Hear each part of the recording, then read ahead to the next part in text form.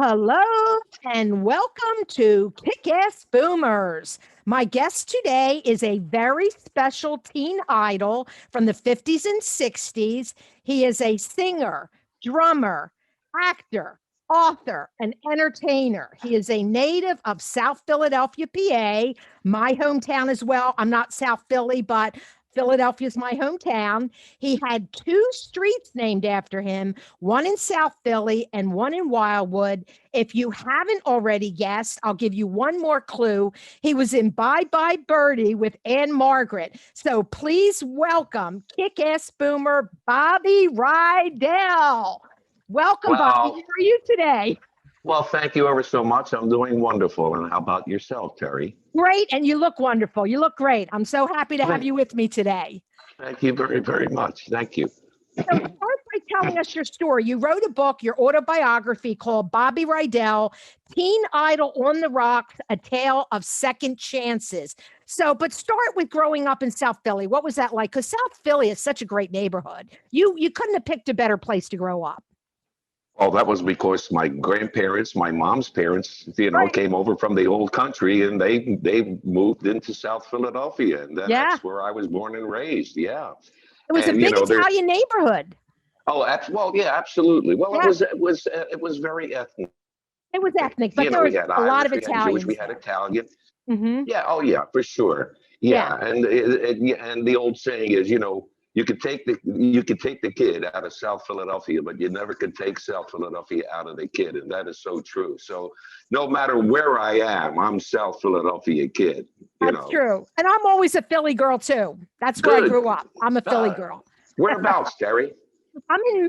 Grew up in Mount Airy, right below Chestnut Hill. So I'm almost out that way and you're down the southern way. Yeah, right, for sure. Both ends of Philly got covered. Yeah, right. Yeah. So So what? tell us so tell Yeah, us go ahead. about, how you got started, but tell us about your father really played a big part in your success because he really believed in you. For So sure, for yeah. sure. Um, well, if I had any talent within me whatsoever, my father, who was my champion, he saw it at a very, very young age. Like I was like 7, 8 years old, and my dad used to take me around to nightclubs when I was 7, 8 years old. Do the RDA club, the 2-4 club, the BR club, the CR club, Palumbo's. So he took me all over the place. Right. And he would ask the club owner, is it all right if my son got up to sing a couple of songs and do some impersonations? So I would get up there being 7, 8 years old, do what I did, and people would applaud. Well, I'm 7, 8 years old. I said, wow, all I have to do is do this and they do that. What a wonderful feeling. So basically, that kind of got me ready for what was going to happen later on in my life. Doing those club dates at a very, very early age was sort of like my vaudeville. And it got me, Right. it really, absolutely. And it got me ready for things that were going to happen, like I said, later on in my life.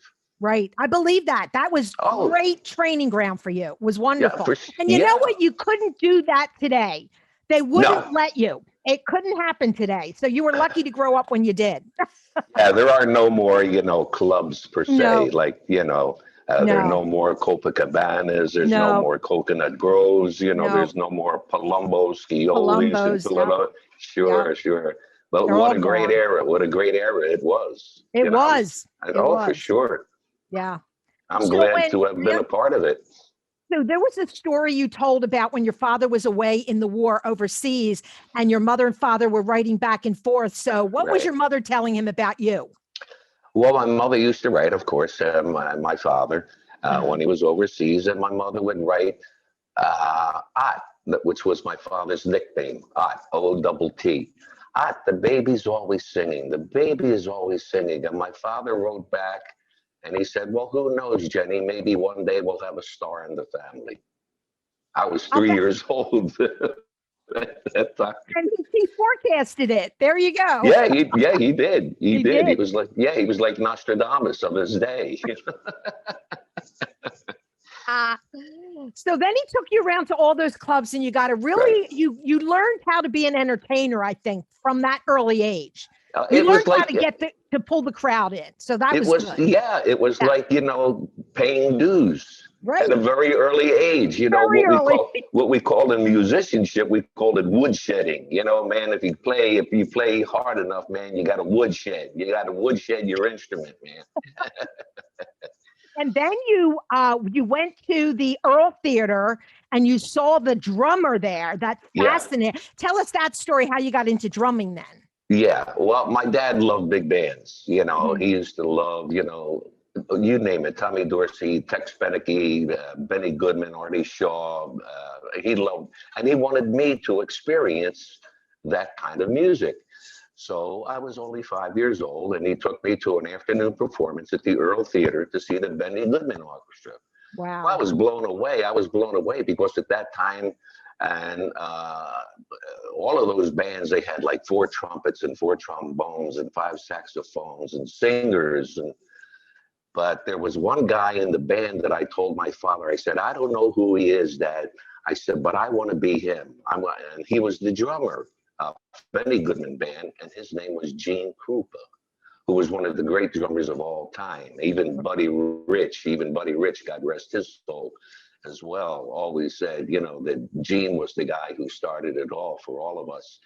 And at 5 years old, I started playing drums because of Gene Krupa. That's Yeah. amazing at 5 years old. Yeah, because my grandmother, God rest her soul too, I used to play on her pots and pans. I get spoons, and my grandmother would say to my father, why don't you go get him a set of drums? He's ruining all of my pots and pans.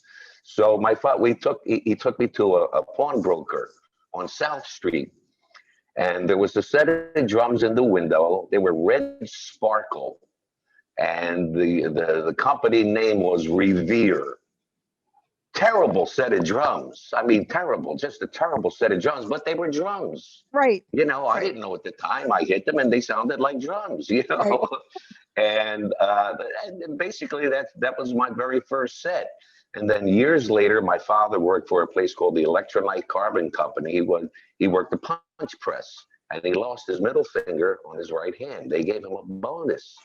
With that bonus, he took me down to a place in Philadelphia in town called 8th Street Music Sales. And I went in and I looked at the drums, and I saw this one particular drum set, and the color was black oyster pearl. It was a gorgeous, gorgeous set of drums, and the company was William F. Ludwig, which on their logo on their drums was WFL, which stood for William F. Ludwig. And that was my first set of really, really good drums.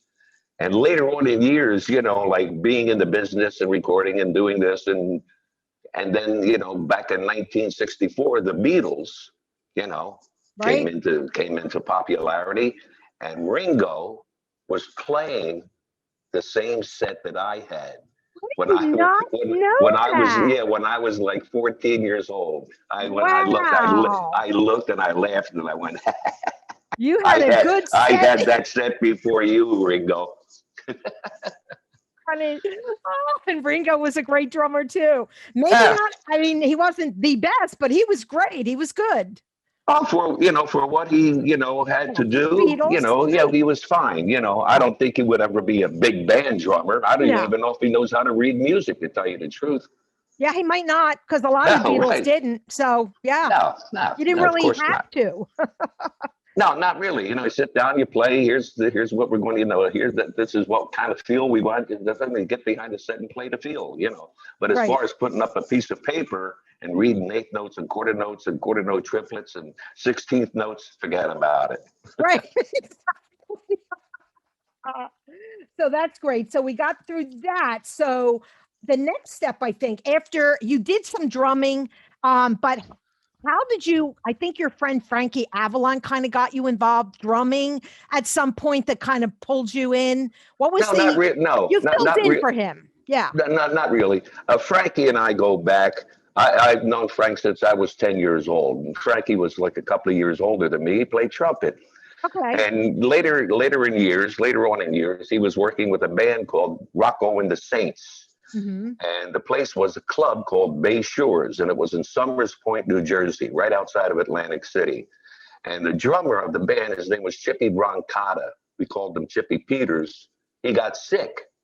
And Frankie Avalon called me. He said, could you come in and fill in for Chip Peters? You know, Chippy Broncata. I said, yeah, man, sure. So I went and I sat and I played drums and I sang some songs. And another guy was in a band called Billy Duke and the Dukes. And he was the bass player.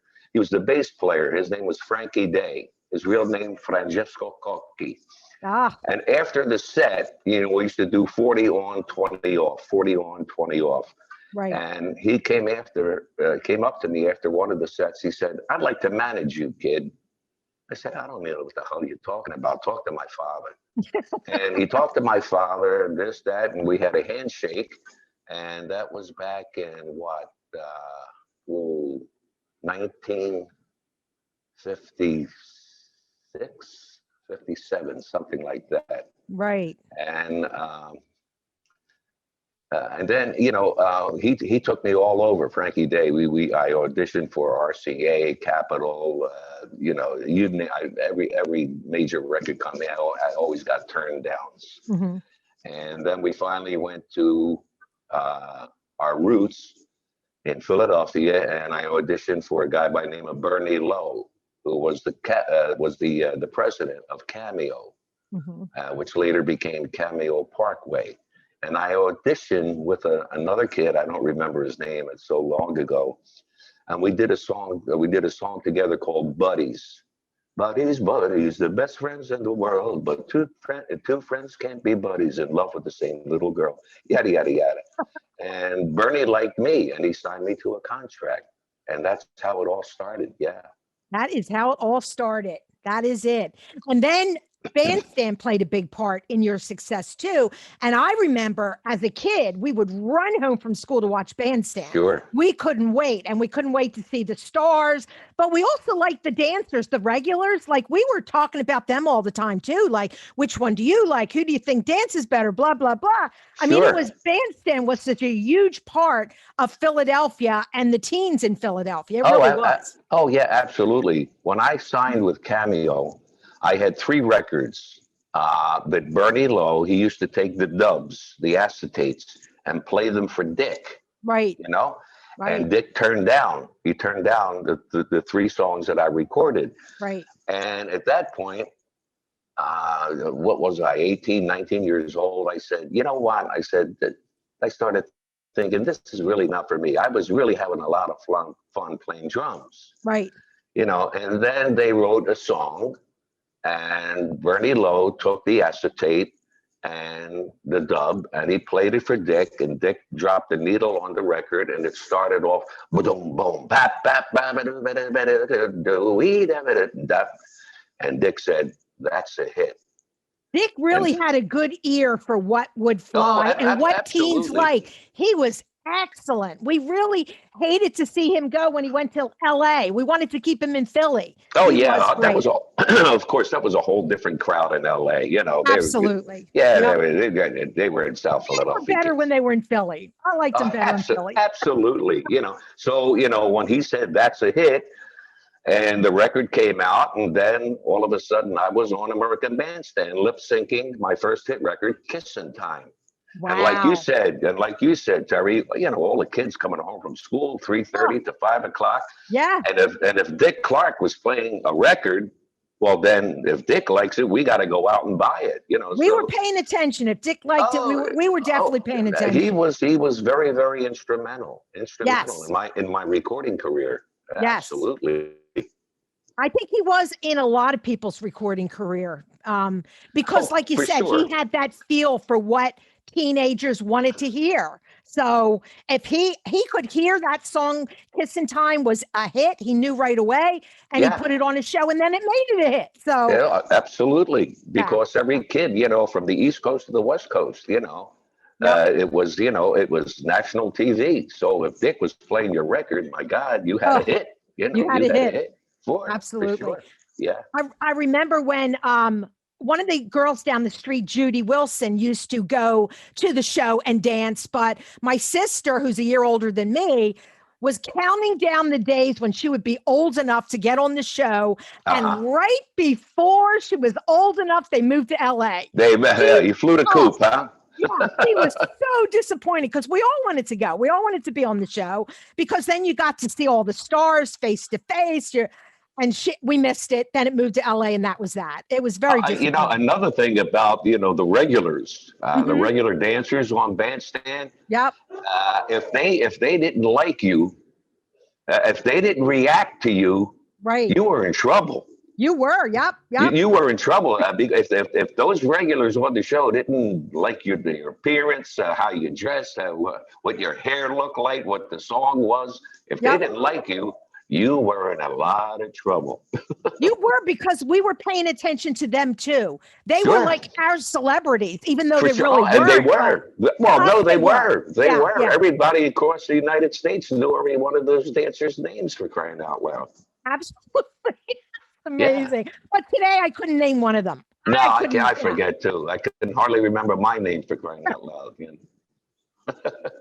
too. Oh my God. So then let's move and talk about, because after you got famous on Bandstand, of course you were asked to play the cameo in Bye Bye Birdie, and it worked out to be way bigger than a cameo. So tell us about how that came about.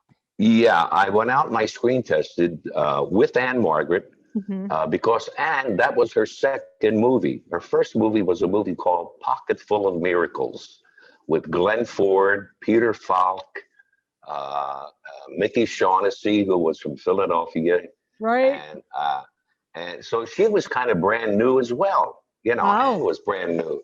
So we screen tested for George Sidney, who was the director of Bye Bye Birdie, a sweetheart of a man. And we would read some lines from the script, because when you do a screen test, you basically are looking into the camera and they want to see what kind of personality you have, how you come across on screen, on screen. So, and then we sang, like Anne sang, one boy, one special boy. I said, one girl, one special girl. And Mr. Sidney said, thank you ever so much for being in touch. Okay, now I go home, and a couple of weeks go by. And my manager, Frankie Day, calls me up. He says, they want you for the part of Hugo Peabody. Wow. Well, at that point, I had seen the Broadway show, and Dick Van Dyke was, the lead actor. He was Albert Peterson in the Broadway show. And I went to see the show, and my part was Hugo Peabody. Well, I'm looking, and Hugo Peabody did nothing. He didn't sing, he didn't dance, he didn't have a line of dialogue. He was just there like an Italian, we call it tiradup. He's just standing around, like a real tiradup. So now I go out to make the motion picture, and each day my script got bigger and bigger and bigger and bigger, because Mr. Sidney saw some kind of magic between Margaret and myself. Absolutely. Yeah. I don't profess to be a movie star, but if I was involved in one motion picture, my God, Bye Bye Birdie, such a classic. That was the one. Yes, yeah, absolutely. Yeah. Absolutely. Well, if you really stop to think about it, if you're going to high school and you're doing plays, they're going to do either Grease or they're going to do Bye Bye Birdie. Right. And talking about Grease named the high school Rydell High after, as a tribute to you. I guess so, because I often wondered why they picked me. For Rydell High. It could have been Fabian High, it could have been Anchor High, it could have been Presley High, Everly High. So they picked me, and my God, what an honor. That is an honor. Yeah. For sure. Absolutely. So then after the heyday of Bye Bye Birdie and all your hits, like when you were the younger teen idol, then things kind of settled down for a while and there wasn't a lot happening. So what was your next move? What did you decide to do next to keep singing?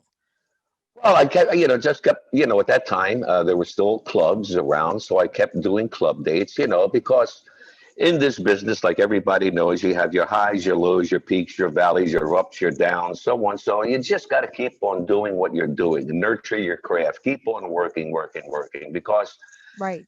eventually something's going to happen.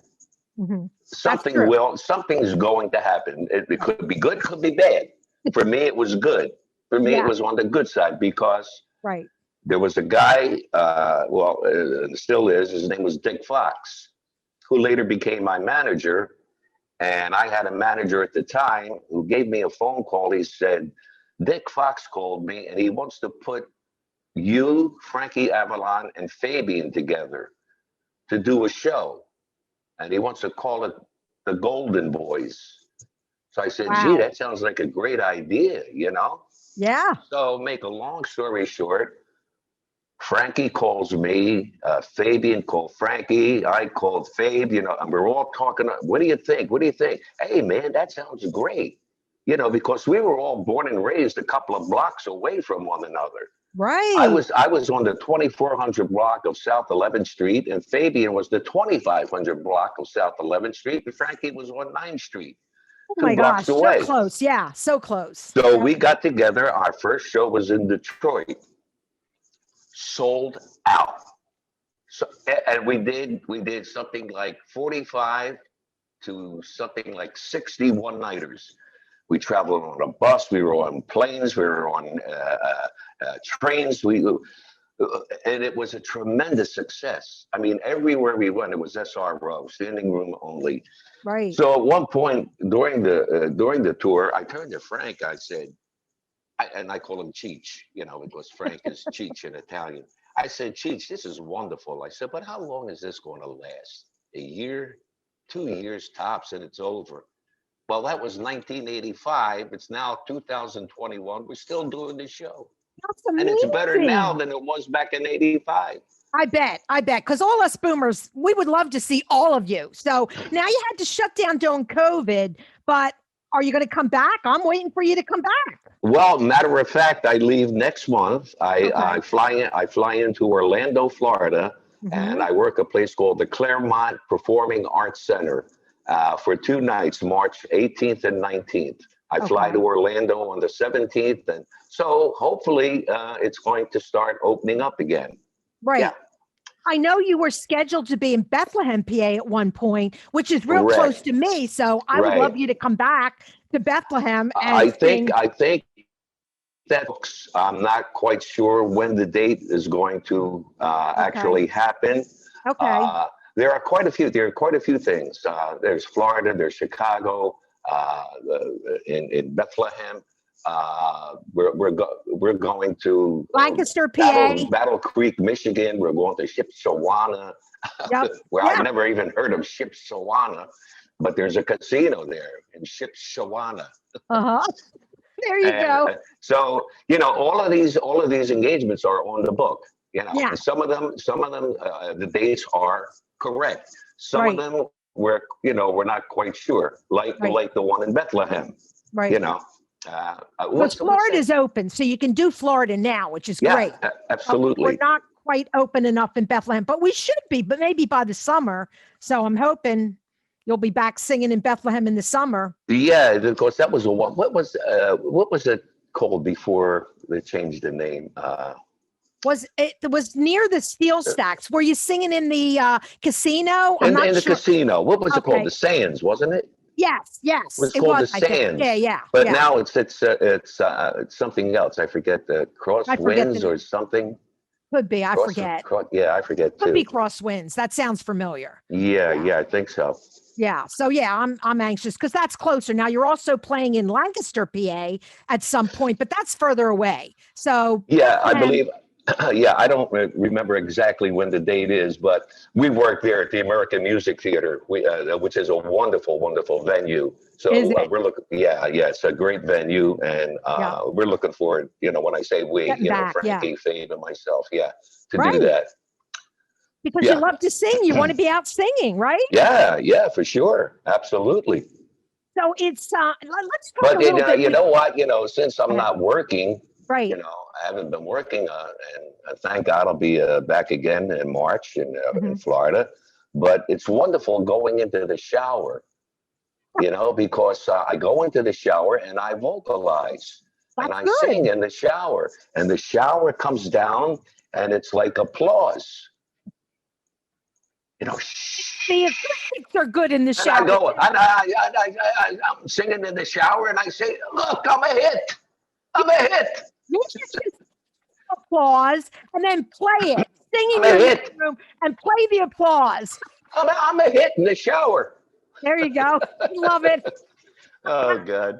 Oh, you'll be a hit again. We'll be back. COVID will be behind us and we'll be back where we were again. I can't wait to. I really can't. Yeah, thank you.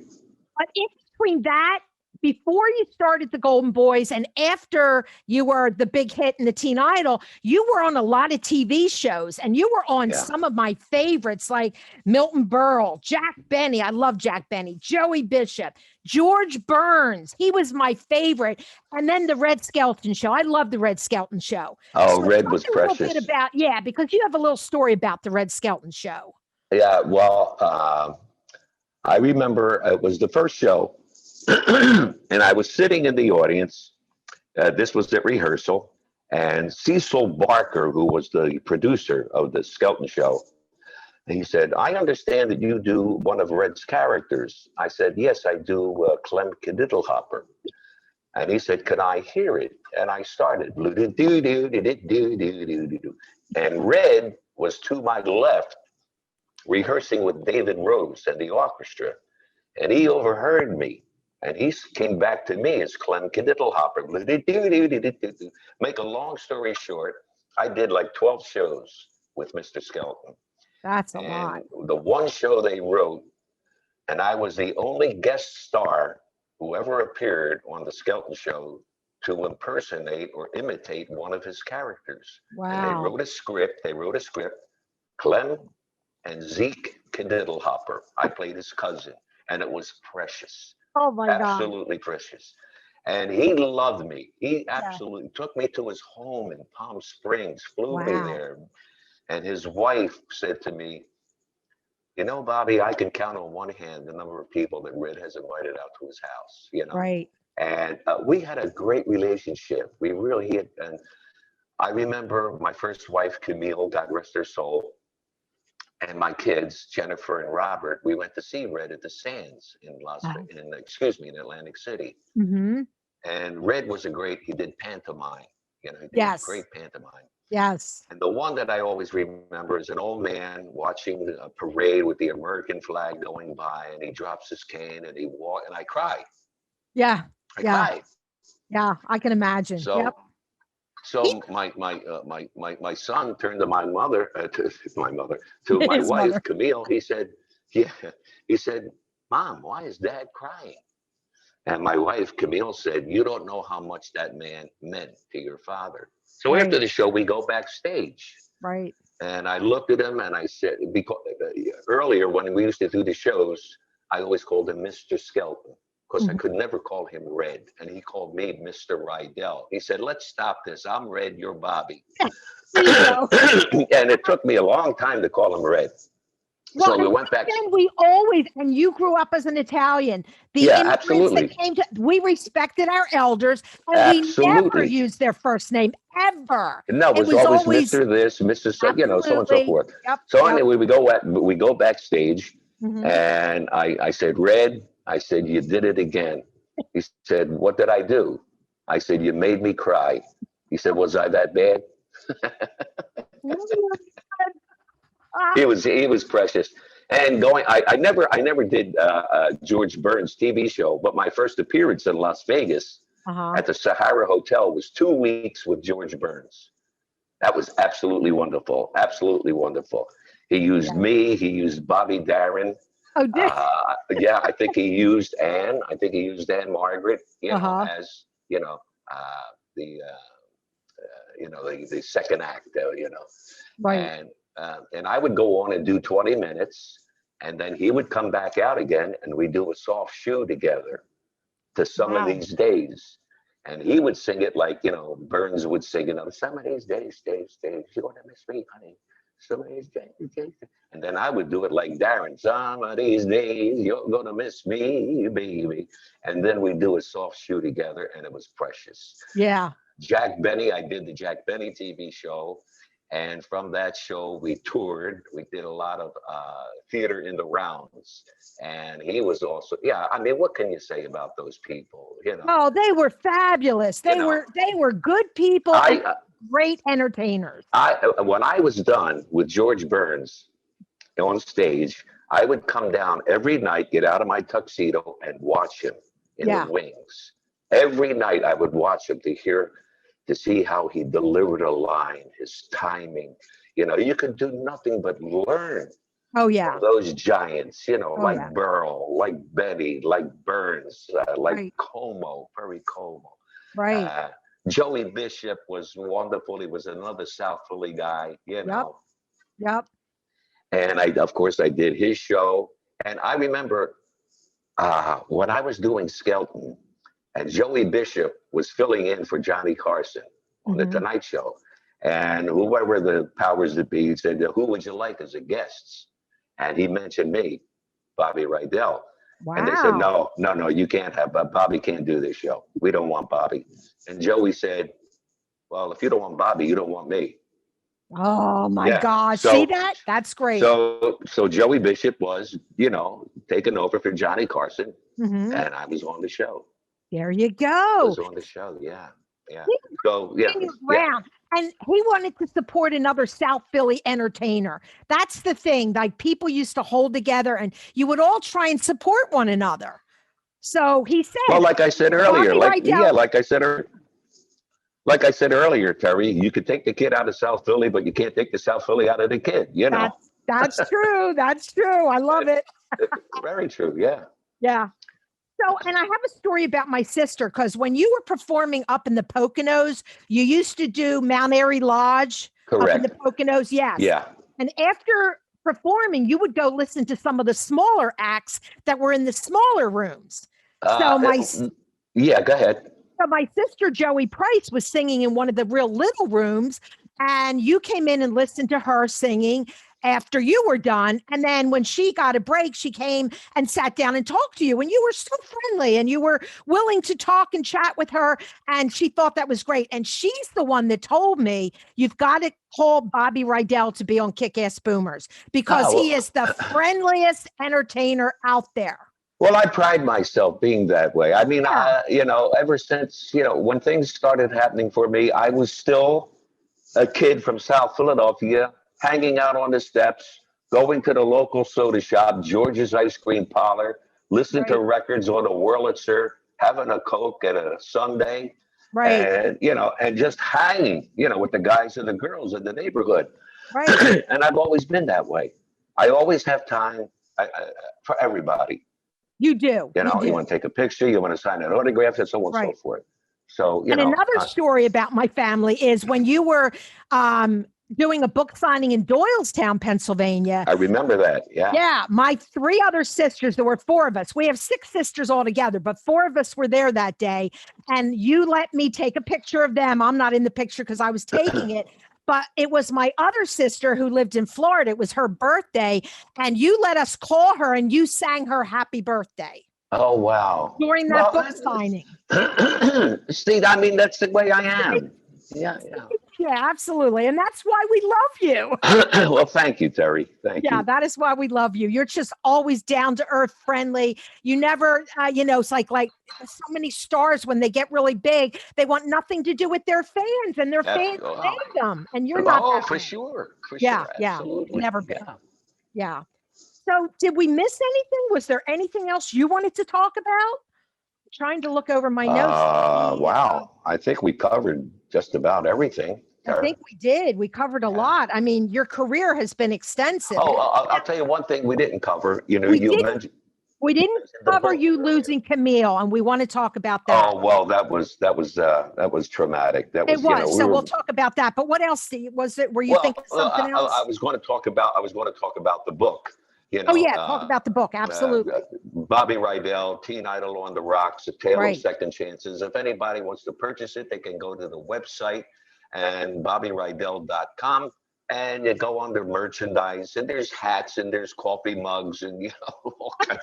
Yeah. And the Okay. book, and the Right. book is there. So anybody Right. who cares to read the book, just go to BobbyRydell.com, Right. and you can purchase the book right off of the website. But Camille and I were married for 35 years, and we kept company for 10 years before we got married. She I was an I was amazing woman to wait 10 years for you. She was amazing. truly amazing. Yeah. I mean, That's a long time. because back then, if you had a girlfriend, Yes. all It of was the a other, no-no. fans, they Right. always thought they had a shot, for you, me, Frankie Avalon, Fabian. So, to have a Exactly. girlfriend was like the whoosh, kaboom. Right. Right. So if she came to a concert, she was either my cousin or a relative, so on and so forth. So we kept company for 10 years, and then we finally got married. I was 25, she was 24. Wow. We kept company for like She was an amazing woman to wait that long. Yeah. yeah, and she wasn't. She was one hell of a woman. She really Yeah. was. Yeah. And then you were on the road a lot of the marriage, so she raised the kids. So Yeah, absolutely. She raised our two children, yeah. and that's my dog in the background. If you can hear him, that's Bella. I don't know who she's barking at. UPS guy. Oh yeah, right. Yeah, she actually raised Robert and Jennifer. Yeah, Yeah. yeah. Yeah, she did. But I know when she I was, was the but love when of I your was life. home, And what happened when she died? She died of cancer, and you yeah. fell apart. You fell apart. Oh, I did fall apart. Yeah, I mean, after 35 years, and when she was first diagnosed, she came home from the hospital with her cousin, and she said, "Bobby, sit down. I have to tell you something." And I said, Ugh. "What, sweetheart?" She says, "I have breast cancer," and she Oh, was smiling. I said, "What?" oh, yeah. And yada yada yada, Oh, and she survived 10, close to 9 years. did After, she? yeah. Wow. So at least I had her, Yeah. for quite a while after she was first diagnosed. Good. Good. But when she passed, I remember being in the hospital. She was at Lankenau Hospital, which is a wonderful hospital, and I was supposed to go to Vegas. And I said, she was on the bed. She had tubes and so forget about it. Oh, And I said, sweetheart, I said, I'm not going to Vegas. And she was laying in bed and she was just nodding her head. She went like this. wow. I said, no, I can't. No, And she no. was going, no, go. Oh, And it was like her dying wish. right, right, It was like, something right, from the deathbed. right. So I went to Vegas and I was with Frankie, just Frankie and me. Uh-huh. And I worked Friday, Saturday. My son called me Saturday night. He said, Dad, you better come home. And I told Frankie, I said, Frank, I got to leave because Yeah. we had to do one more day. Right. And Frankie loved Camille. Uh-huh. And he hugged me. He started crying. And I went home. Right. And I got home the day before she passed. Oh, you know. wow. So thank God I was there. Yeah, Thank God I was there. I don't know what I would have thought if she had passed away, Right, while I was in Vegas. right, right. I don't know. But anyway, a lot of the book, when it says a tale of second chances, because in 2012, I had a liver and a kidney transplant Right. that saved my life. And the reason I had that was because when Camille passed away, there's nobody to talk to, nobody to laugh with, nobody to cry with, nobody to tell you stories to, nobody to have sex with, Yeah. And On. I turned to alcohol, and I became an alcoholic. Mm. And but I was never cockeyed or drunk on stage. Mm-hmm. After the shows were done, I'd get loaded. I get in Italian we call it umbabid. He said, "Oh, look at him, he's umbabid over there." But the drinking became such a problem that I needed a liver and a kidney transplant. Wow.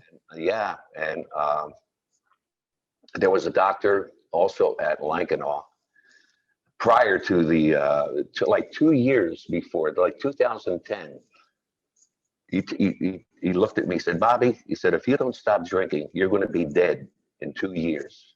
And I looked at him, I said, well, what the hell? I might as well have a good time. If I'm going to be dead in 2 years, let me go out swinging, Right. And he was absolutely right, because in 2012 is when I had the liver and the kidney transplant.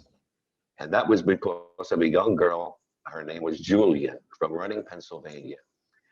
She was hit by a car. She was immediately pronounced brain dead, which is the only way that you can get an organ.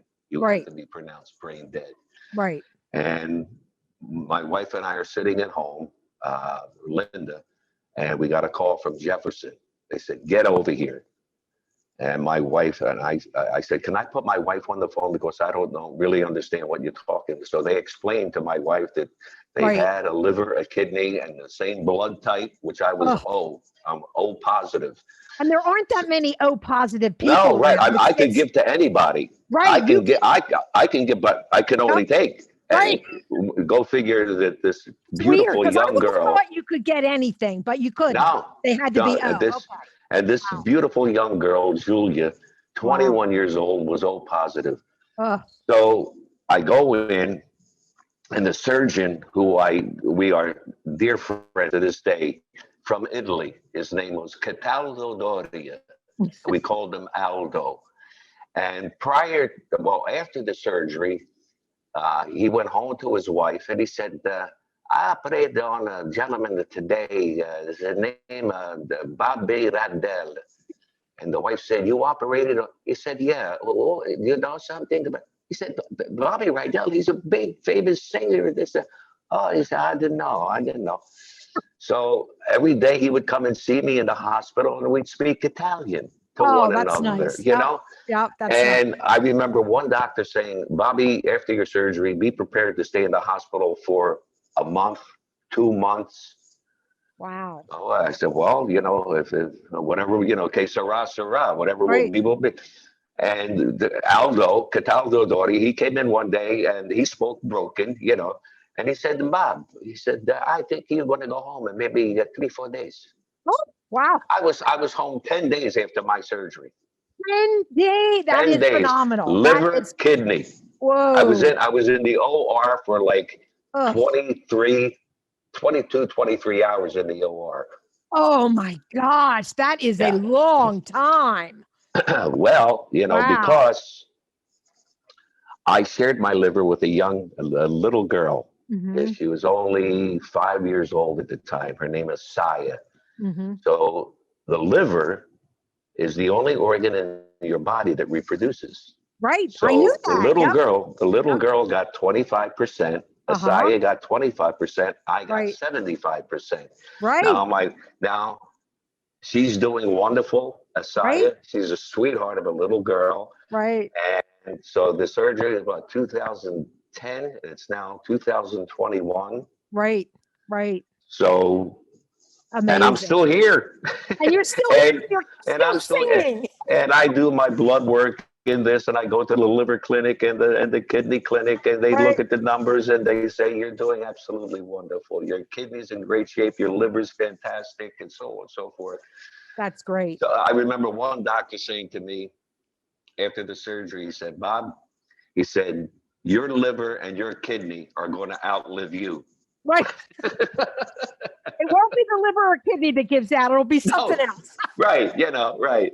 So, I mean, the way it happened, though, Terry, it was like a miracle, really. It was a miracle. It really was, and I'm Catholic, and I do believe in God, and I probably, he probably, when I say he, I'm speaking about our Lord Jesus Christ. He probably looked down on me and said, hey, you know what, Bobby, I'm not ready for you now. You still got a couple of things to do. I'll let you hang around a little while longer. There you go. Yeah, I had to bid him say, give him a little bit more time. His fans still need him. Give him some more singing time. Yeah, right. Oh, that's great. That's great. And when did you meet your second wife, Linda? What, like how long after your wife died? It was before the transplant, but. Yes, it was. I met her, it was like 2007. Okay. So My wife's name is Linda Hoffman. Mm-hmm. Now, every Wednesday night, for years, we go to dinner. All Italian guys. We go to an Italian restaurant in South Philly somewhere, Mm-hmm. and they all knew, that Camille had passed, and I really didn't go out other than doing what I do, and that's Mm-hmm. performing and singing. Right. And there was this one girl who was a friend of one of the guys she said to me, I met a girl for you, Bobby. I think she'd be wonderful. I said, really? I said, what's her name? He said, Linda Hoffman. I said, that's my fan club president. She said, no, it's a different Linda Hoffman. And it was. It was a different Linda Hoffman. How about But same that? name. Same name. Yeah. Well, my fan club president, Linda Hoffman, her family name was Farino. Oh. Linda Farino, but she married a Hoffman, so she became Linda Hoffman. Oh my gosh. Who the hell knew there was two Linda Hoffmans and they lived, like a mile away from one another? They went to the same hairstylist, the same nail salon, the same doctor. Really? Yeah. Oh my gosh, so that's weird. really funny. That's weird. Yeah, weird. So I gave her a call. I said, you have her number. Uh-huh. I got her number and I called her. I said, Linda? She said, yes. I said, this is Bobby Rydell calling. She said, really? I said, yeah, your name was given to me by a friend, so on and so forth. I said, I'd like to meet you. Would you like to go out and have dinner one night? So it was a Wednesday night. It was the Italian night. It was Halloween. It was October 31st, 2007. Wow. And we sat, we talked, this, that, and I went back home. I said, she's a nice girl, a lot of fun. Right. Smart, very smart too. Extremely smart woman. And she's beautiful. And beautiful as well. She's beautiful. I just saw her. She's beautiful. To get to know her, we went to Mexico, we went to Puerto Rico, we went to Florida, just to hang out and see, are we compatible? Right. And everything worked out. So in 2009, we got married. Wow. And my dog's gone crazy. He wants to get in on the act. Yeah. Oh, be quiet, Boo Boo. Anyway, yeah, her real name is Bella, but I call her Boo Boo. Boo Boo. Yeah, she's a sweetheart. She's a sweetheart of a dog. But so now, we're married. We just celebrated our 11th wedding anniversary. So again, you've been lucky in love 2 times, 2 fabulous, beautiful women. How lucky can you get, Bobby? Right? Yeah. How lucky can you get? Because they were both beautiful, fantastic women, and they both adore you. That they did and they do. So you've been very, very lucky in life. Thank God. Absolutely, Terry. I am a very, very lucky guy. You do. Extremely lucky, yeah. And the other thing I think is really good that a lot of men don't have, you've got your 2 other friends from South Philly, Frankie Avalon and Fabian, that you've got this great relationship with. And a lot of men don't have good male friends. They just don't. Like I said, we grew up together. I mean, although Fabian only lived a half a block away from me, I didn't know him until we were both in the business. Right. Wow. Because in South Philadelphia, each block had its own hang. Yeah. There were a different bunch of guys. There were a different bunch of girls, Right. So a half a block away was like a foreign country, for crying out loud, Right. But so I never knew him till the business. But like I said earlier, Frankie and I go back. I was 10 years old. Right. So the first person I called when I was going to get my transplant at Jefferson Hospital, I called Frankie. I said, Frank, I'm going to the hospital. I'm getting a new liver and a kidney. And he said, I'm going out. I'm going to church right now. And I'm going to pray.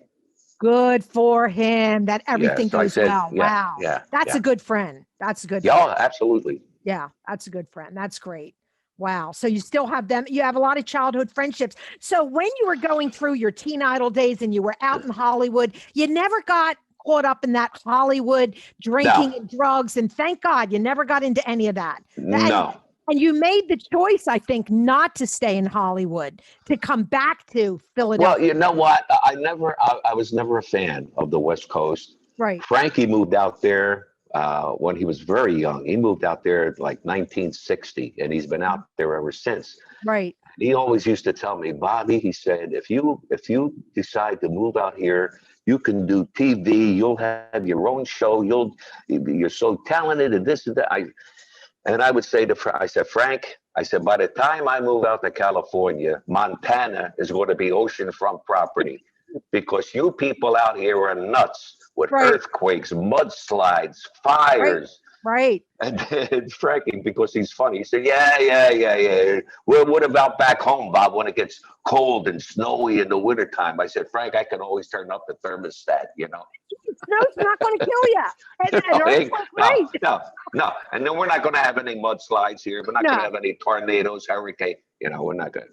No, none of that. None of that. No. So, oh my gosh. So a lot of your stories are in your book. So I really encourage my Boomer Nation to go out and buy Bobby's book, go to his website. All of that's going to be in my show notes where they can find everything. So Great. Thank you, Terry. I'll put all that. They can just click on it and find your website. I just wanted to, there was another, I wanted to give a shout out to Dr. Ron Kaiser, who also works out of Jefferson Hospital. So Jefferson Hospital is a great hospital. He's a psychologist. Oh, it's one of the, that's one great thing. That's one, one great thing we have in Philadelphia. We have great hospitals in Philadelphia, for sure. We have the best. So I just interviewed Dr. Ron Kaiser yesterday. So he'll be on before you. So he might be on Monday and you'll be on the following Monday. But he wrote a book, Rejuvenating, to tell you how to age better.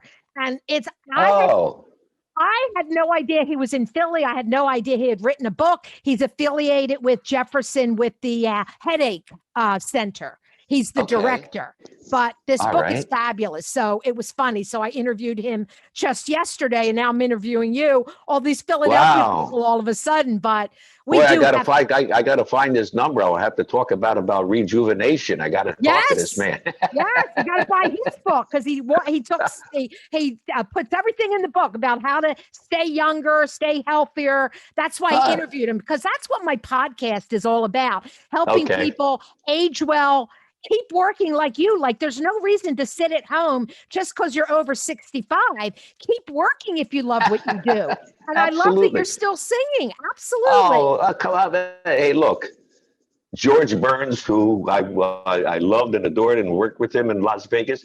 Yep. They always ask him, when are you going to retire? He said, retire? He never retired. And when he passed away, he was 100 and he was still working. He never retired. Never. And there's a lot of Hollywood people who don't. And as long as your voice holds out, you want to keep singing, right? Oh, yeah. He's my hero. Yes. George Burns is my hero. Absolutely. And he used to when I first worked with him, I was 20 tops, 20 years old tops. Wow. He used to say to me, don't ever let me catch you in the casino. I don't want to see you in the casinos. And I would never go in, but God forbid he would catch me playing blackjack or craps or something. I get my head chewed off. Absolutely. He didn't want to get you hooked on gambling because you can get hooked so easily. So that's why. Oh yeah, well, thank God. I mean, I would gamble. Later on in years, I would gamble, but you know, just to have passed the time, I would never go crazy. Yeah, that's good. There's one great story.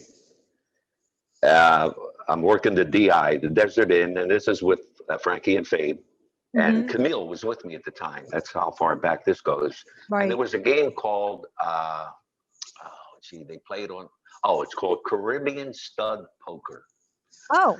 So you don't play against anybody who's sitting at the table. You play against the dealer. That's it. Like it's almost like a blackjack game. The people here, doesn't matter. It's the dealer.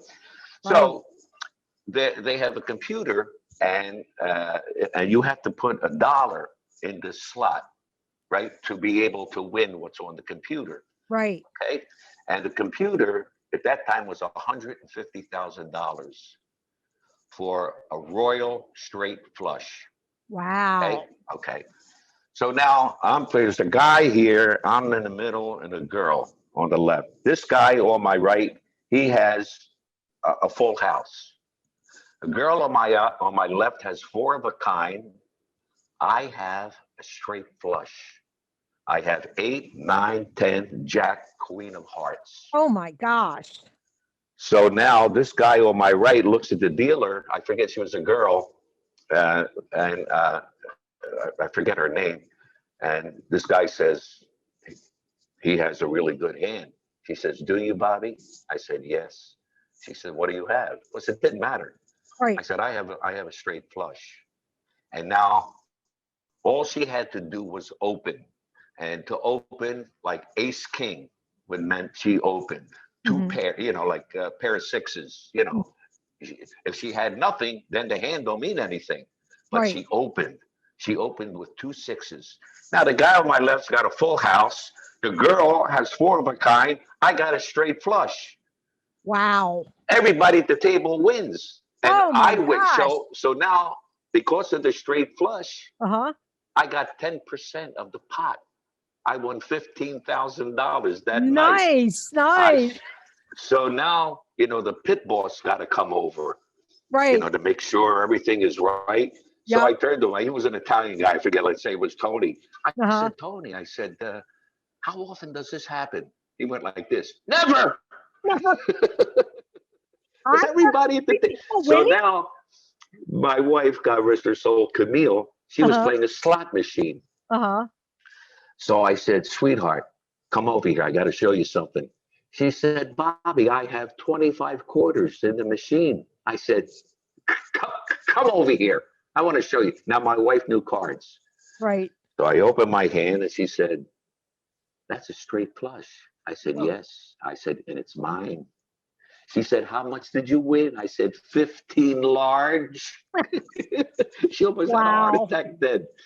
So she wanted to buy a computer at that time, a new computer. So I said, you can buy one, you can send rockets to the moon, whatever you want to buy, It has all the bells, whistles, and everything on it. Right. So that's one of the first things we bought when we went back home was a new computer. How about that? What a story. Wow. Yeah. That's amazing. So I think we've covered everything. I'm going to encourage all of my boomers to definitely go to your website, buy your book. There's a lot of really good stories in there. You'll enjoy reading all about Bobby Rydell. And of course, once he's back playing in the area, I encourage you to go see the Golden Boys. All right. Well, thank you ever so much, Terry. Yes, I want to give one more shout out to my brother-in-law, Larry Negro, because he's from South Philly and he's been a musician his whole life. Hasn't been as famous as you, but he has a website. He writes a lot of songs. So if you're looking for new material, you can always check out LarryNegro.com because sounds good to me. He's got the type of music you sing, like into the new songs that the younger people sing. Wonderful. You should check him out. Another Italian guy.